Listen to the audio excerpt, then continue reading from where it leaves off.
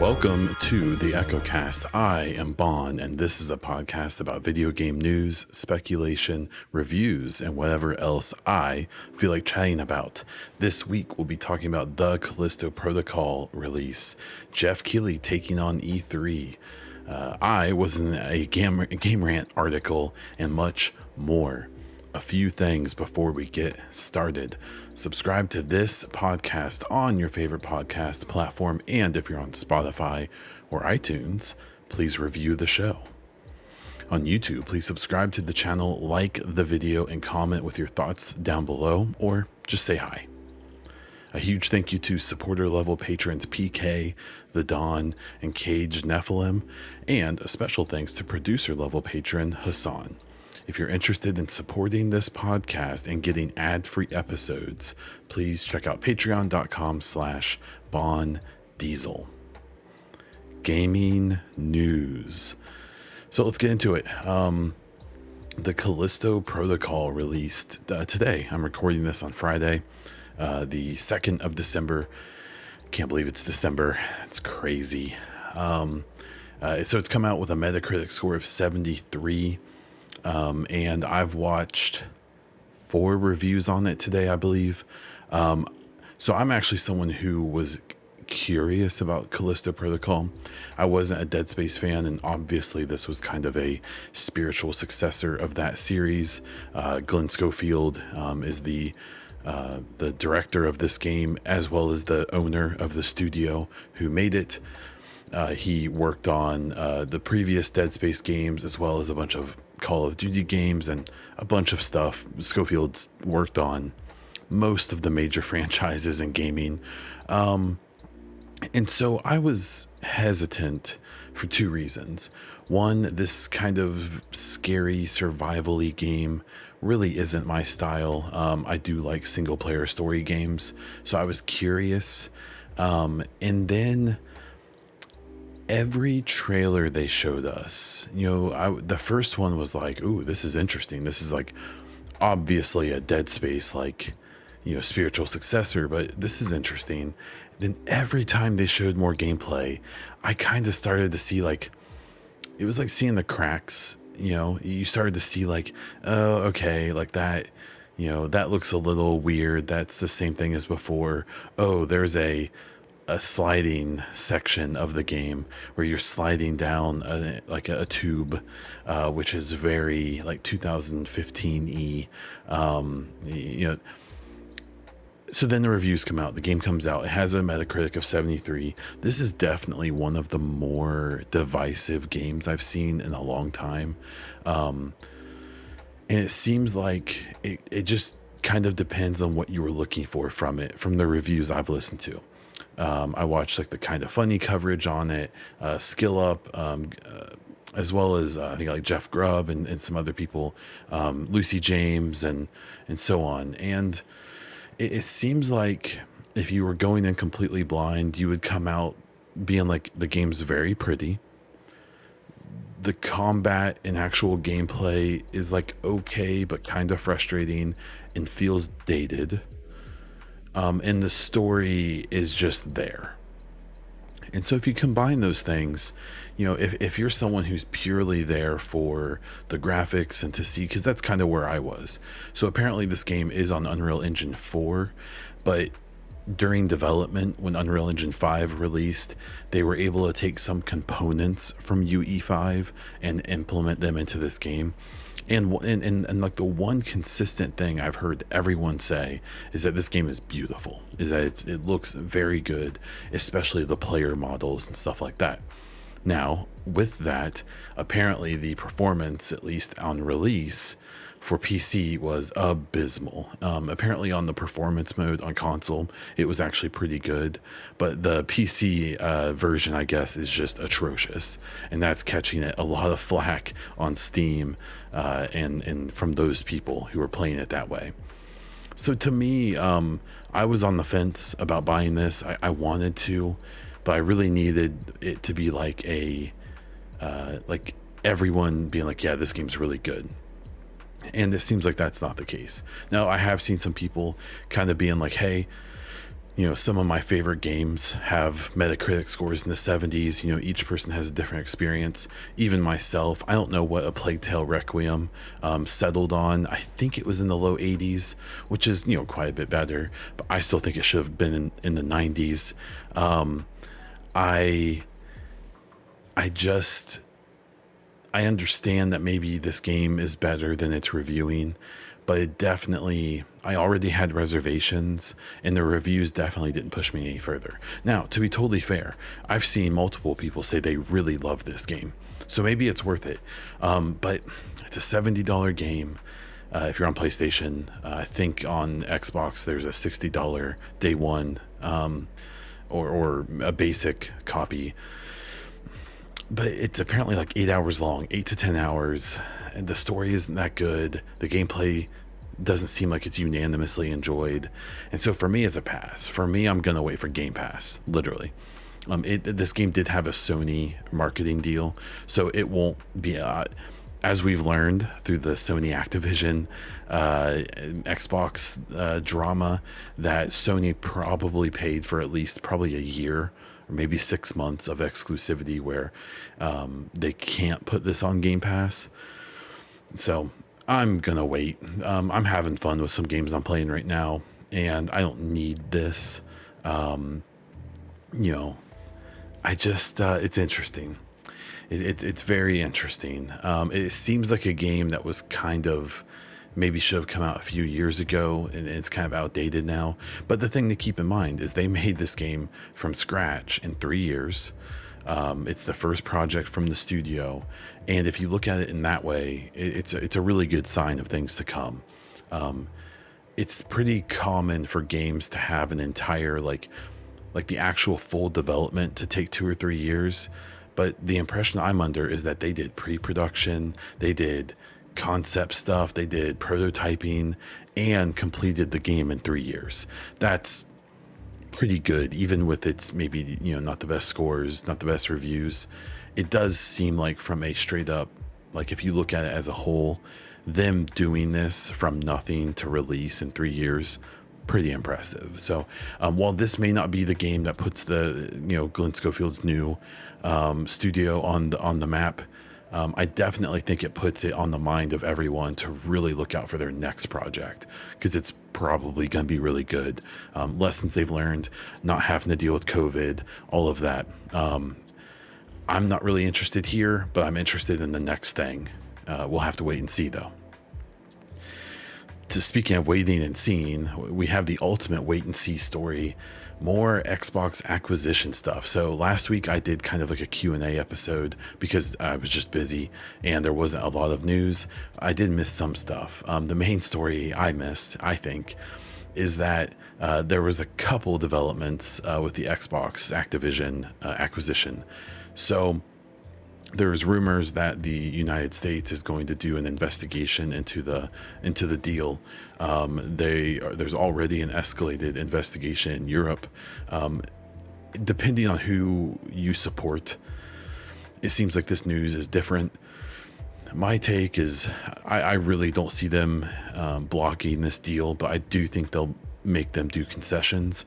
And then it seems like Microsoft knows that because, in the last week, this news has come out that apparently Xbox has offered, before I believe they offered Sony Call of Duty to stay on their platform for 3 years. And apparently now they've offered for 10.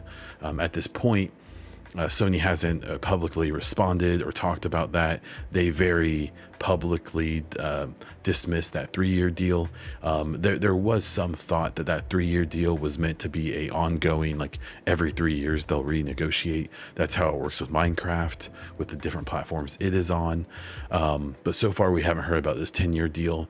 My guess is that 10-year offer was probably preemptive of them knowing that some of these governments are going to investigate the deal further, and it's them being able to say, hey, we've offered them a fair price for 10 years of continuing to have this series on their platform. And the reason this is coming up in part is because last week there was a bunch of stuff released, a bunch of documents released that were submitted in this case, and it basically led to this idea of Sony saying something along the lines of Xbox, by taking in Call of Duty and Activision and all this, is trying to make Sony like Nintendo, being unable to compete in the first person shooter business and so on, which was such a hilarious way to try to frame this. One, because like Nintendo wipes the floor with both of these platforms, and so Sony could only hope to be Nintendo, especially because Nintendo can ride out outdated hardware for ever basically, and they'll still sell insane amounts of games, which we'll talk about in the Pokemon section of this show. And so it was really funny. And the frustrating thing about it is that they painted it like Xbox is trying to corner the market on first person shooter mature games. Because there's multiple franchises that Xbox already has that are in that realm, like with them having Bethesda and ZeniMax. They have like the Wolfenstein games, they have Halo. Now, they're trying to get Call of Duty. And the frustrating part about that is that if Sony was so worried about that, one, Sony isn't really one to rely on a third party for that with Call of Duty. And it's not like Sony is trying to compete there. They have the Killzone franchise. They haven't done anything with it in a long time. They have, I believe, the Resistance franchise. And they have Bungie. They own Bungie now. And so while Destiny is like a huge niche, like it's hard to call it a niche because it is a large player base, but it's not for everyone. It's not Call of Duty. We also know that they have Bungie at least assisting on a bunch of games and making their own new IP that's unannounced. And, that's probably a first person shooter. They're probably going to help other studios with doing first person games. And so, if Sony was out there actually trying to compete in that area, this idea of them being like, oh, we won't be able to compete anymore. Well, you're not even trying. But that's also ignoring that they haven't needed to with their exclusive third person action adventure story games. They completely dominate the market if you're comparing them and Xbox.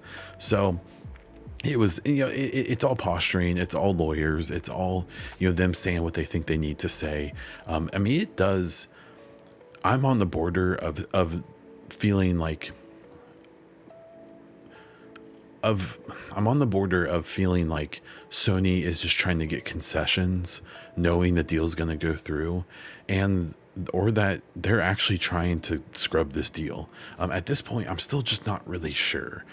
I don't think they're trying to scrub the deal because I think they know that's like there's no precedent for that.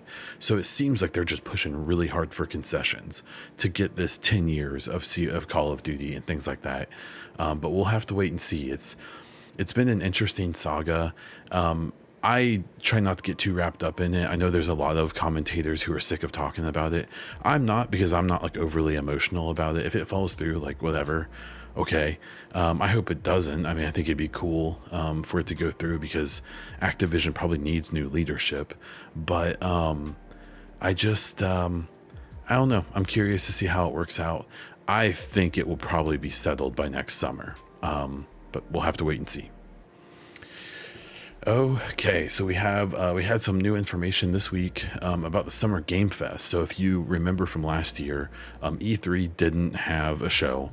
And so Jeff Keighley, who does the Game Awards, did Summer Games Fest. So it was a in-person event, a very tiny one, where he had people out and some publishers and developers showing off some games. Like I believe like the Sonic game was there and stuff like that.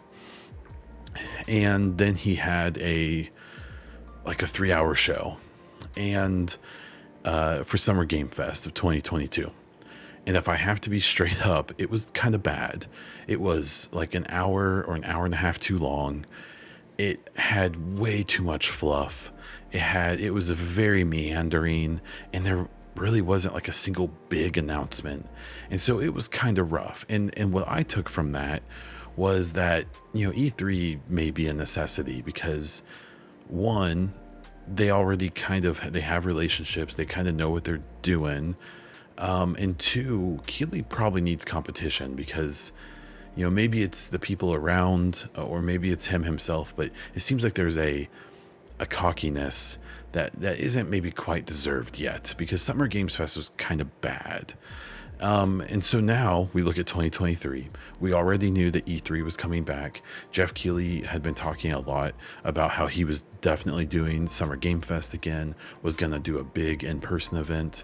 We found out that E3 was going to be no longer run by the same people as before, but it was going to be implemented by the people who do, I believe it's like PAX, which is a pretty popular show. So there's going to be some pretty big changes. We then found out that E3 is going to have they're still going to be in the LA Convention Center, but they're going to have, I believe, a day that's just for journalists and creators.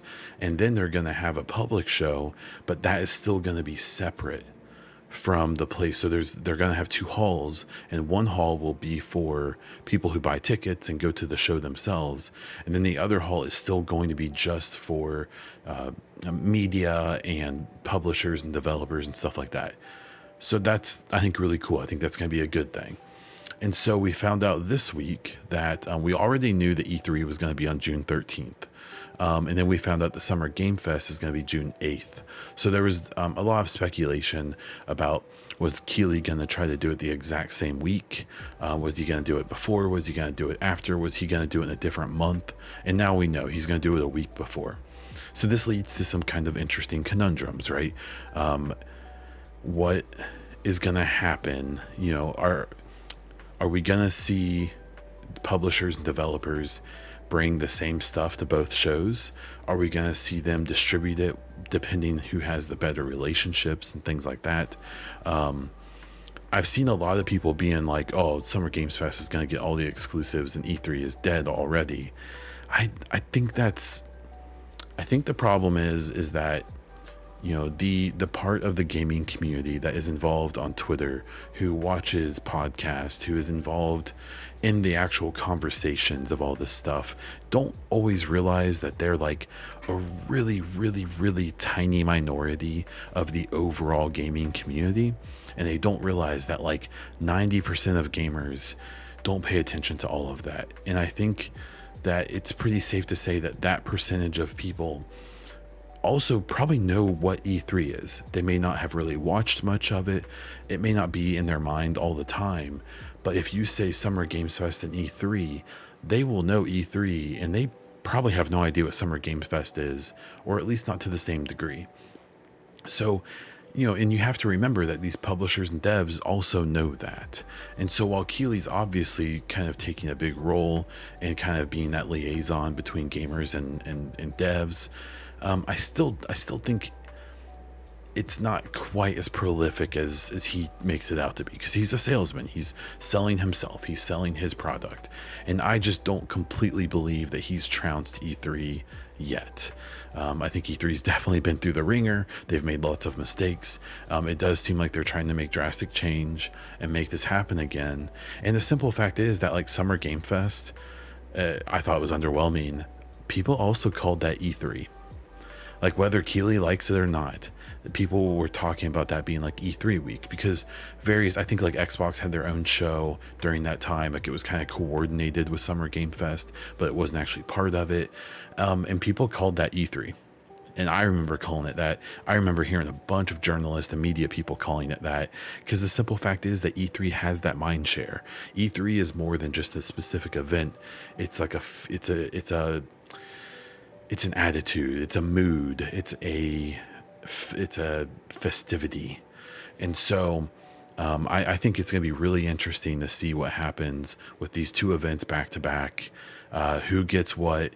And really the biggest thing is, I hope that with COVID starting to kind of pass us by, but not really, but sort of, I'm really hoping that by next summer, there's going to be plenty of info to spread, that there's going to be plenty of stuff for publishers and devs to give both of them. But we'll have to wait and see. So I'll be excited for either. Next story, Mass Effect Game Rant article. So your boy, this guy got mentioned in a Game Rant article. That's a gaming website that does reviews and coverage of stories.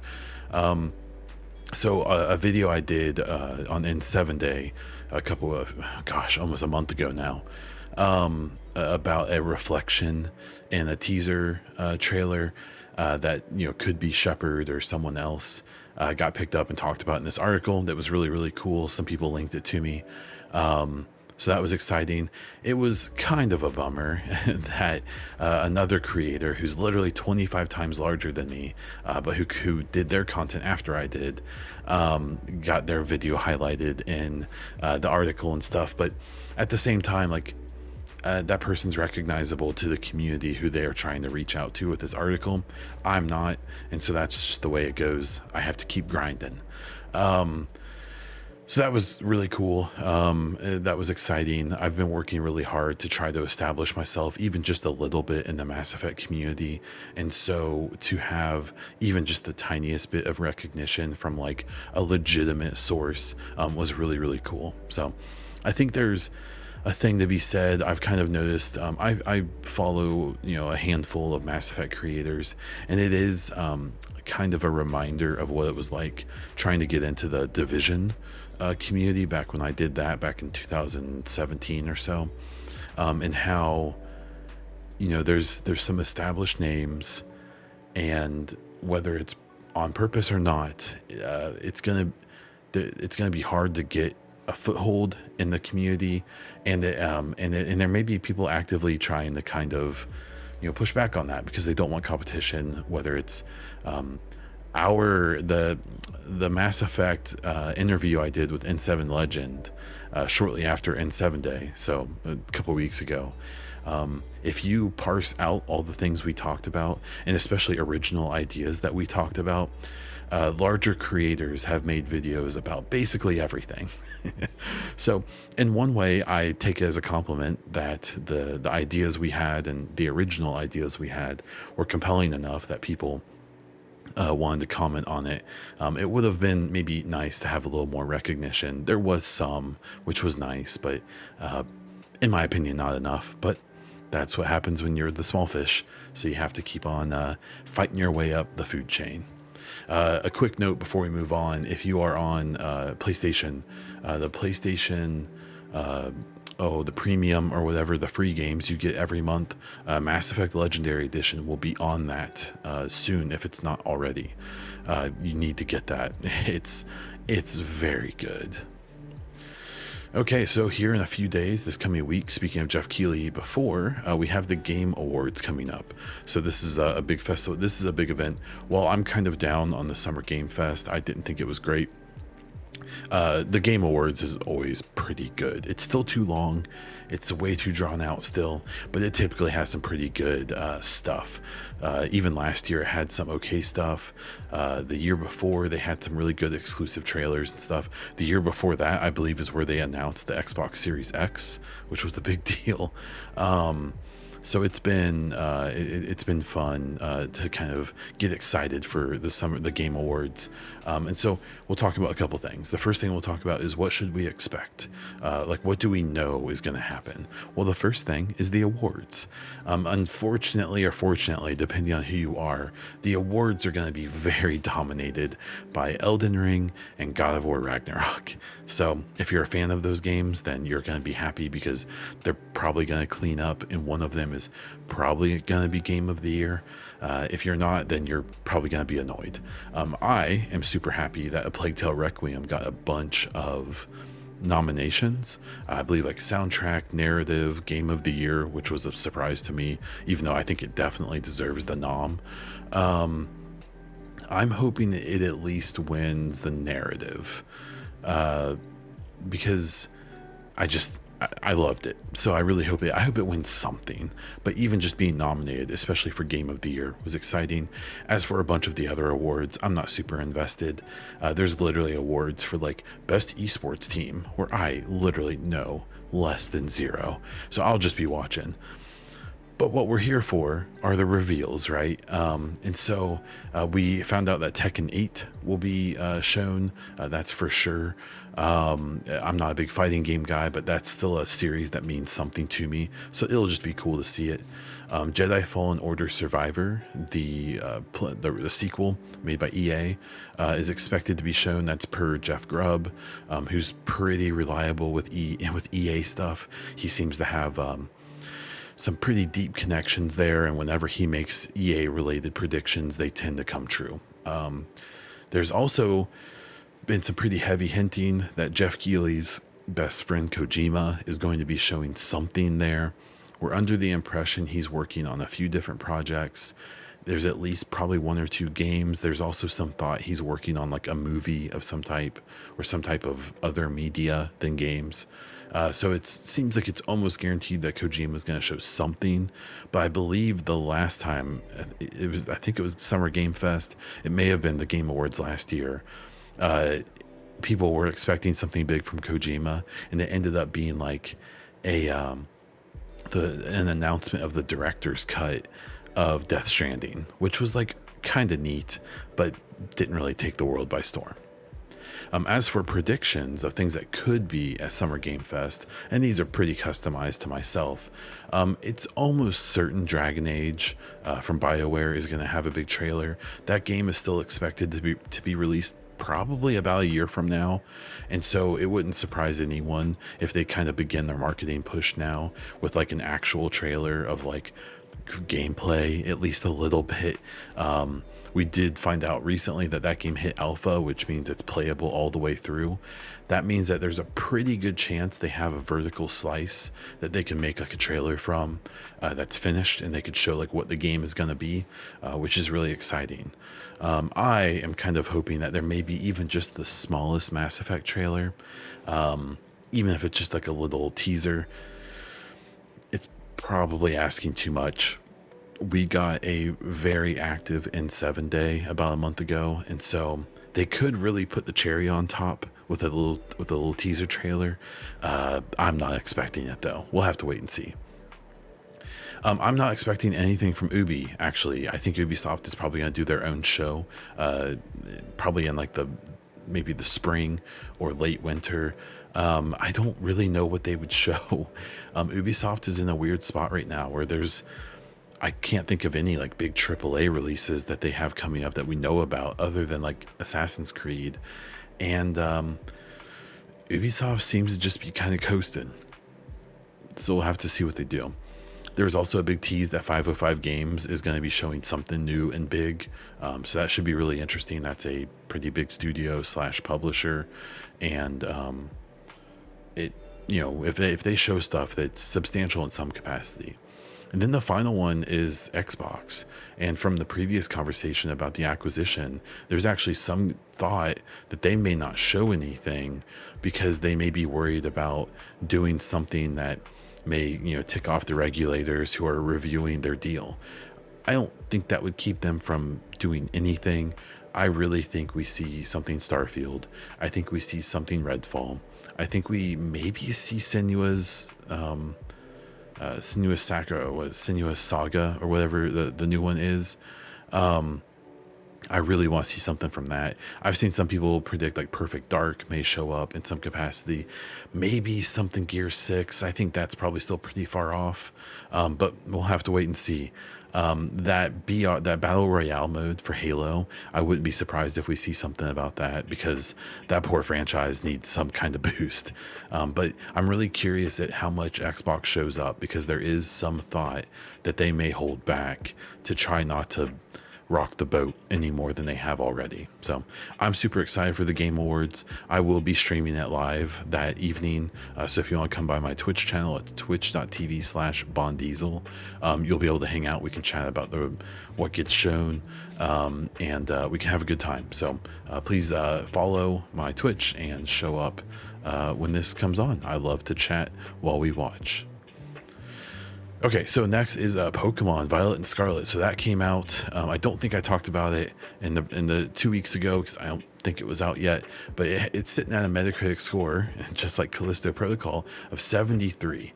Now this one's crazy because this game is fundamentally technically broken. The Switch cannot play this game. It is not powerful enough. They did not optimize this game enough to play on the only platform it's going to be played on. That said, it sold 10 million copies in a week, which is wild, and 4 million of those were in Japan. And second, the Metacritic 73, every person I've heard talk about it has said it sucks to play, it looks terrible, it's glitchy, it's not enjoyable to play, but it may be the best Pokemon game ever made. It's really interesting. It's really interesting how, and I believe it at this point, that game is very, very good. The game that's inside this broken mess of a technical state of a game. So it's this weird conundrum of like, my thought was like, well, sure, it's cool that it's fun, but it's so bad from a technical point of view, you shouldn't give it a pass, because if you give it a pass, then Game Freak, who makes Pokemon, has no reason to do better next time. But that point is kind of moot when it sells 10 million copies in a week, because that right there gives them every excuse to not have to worry about it, because they can release a broken, buggy mess of a game, but people are gonna buy it like crazy, like crazy too. So, I mean, hats off to them. It's a Nintendo thing, man. Hope that one day you can do something so well that people will defend it, even though it's completely broken. I mean, good for them. Like, no shade at all.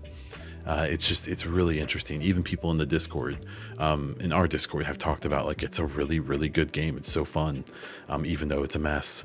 The one part that does annoy me is that I've seen a few people be like, "Well, I haven't had any issues," and it's like, come on, like this is well documented that it's just not in good shape.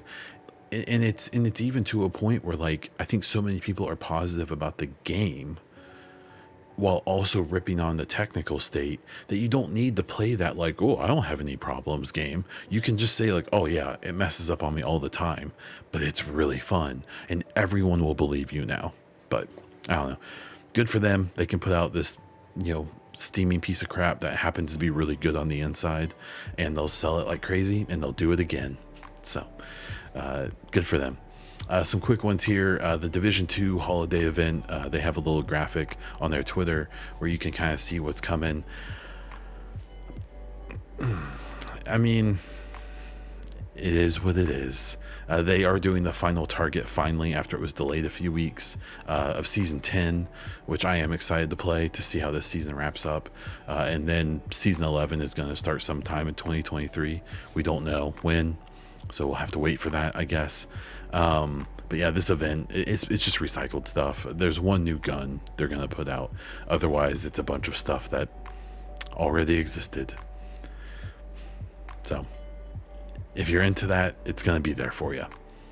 Xbox holiday merch. This is just an aside. I don't make any money. I'm not sponsored with this. You need to go to the Xbox merch store, like their like clothing, and there is just some of the wildest holiday merch I've ever seen in my entire life. It's hilarious. Even if you're just there to laugh at it, please go check it out. They have hoodies for your cans. They have a zip-up jacket for your controller. They have a bunch of holiday themed stuff that's like, some of it's like legitimately really cool. There's a cutting board that looks amazing. Go there, check it out. There's fairly cheap wrapping paper. But like I saw on the podcast I was watching, you better not buy that Xbox wrapping paper and not have an Xbox wrapped inside of it. So keep that in mind. And then two things, this isn't even game related, but the Guardians of the Galaxy holiday special came out this week. We watched it, my wife and I did. It starts off pretty rough. It's not great. I actually think it ended really well. It is a nice kind of like taste of Guardians 3, which they released a trailer of this week, and I thought it looked really good. And we know that Guardians of the Galaxy 3 is probably going to be the last movie for like a good chunk of the cast. The Guardians movies are my favorite MCU movies. I know people have their feelings about Pratt and stuff like that. I don't really care. I love those movies. I love the soundtracks. I love the characters. I enjoy just the style of them compared to all of the other ones. Yeah, it's gonna be bittersweet, but the trailer for 3 looks really good, and the holiday special is worth watching. It's silly, it's dumb, but I think it was worth watching. And then the last thing is the Mario movie trailer. This is more game related. That trailer looks so good, so good. Like, I mean, I haven't played a Mario game in many years, but even the references weren't lost on me. Like, it just looks so good. I think most of the voices seem kind of weird. I know everyone's been hating on Pratt's Mario. I mean, it's not great. Like, I'm not going to pretend like it's good. We'll have to see what it's like when the movie actually comes out. But everyone was like loving Charlie Day from It's Always Sunny in Philadelphia as Luigi, and I just thought it was terrible. I thought it was more out of place than Pratt as Mario. That's a hot take that got me called out actually in a few places, including a fairly big podcast.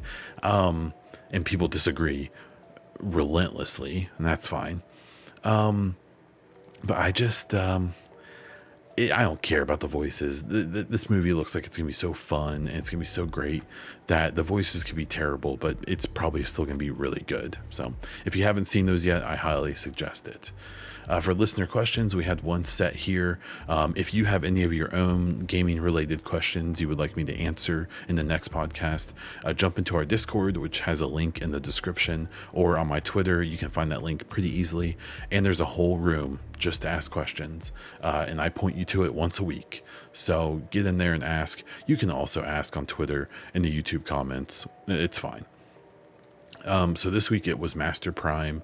It says, what development story is the most crazy? So I assume the development story I've heard. So personally, the one that is the most wild to me was more of just like me learning about video games, was how in the Division 1, the Snowdrop engine they use, which is this like gorgeous engine that apparently is like really nice to use and stuff like that. Well, the version that the Division 1 was on couldn't do ground that was curved. So you'll notice that even the dirt it's always a flat plane.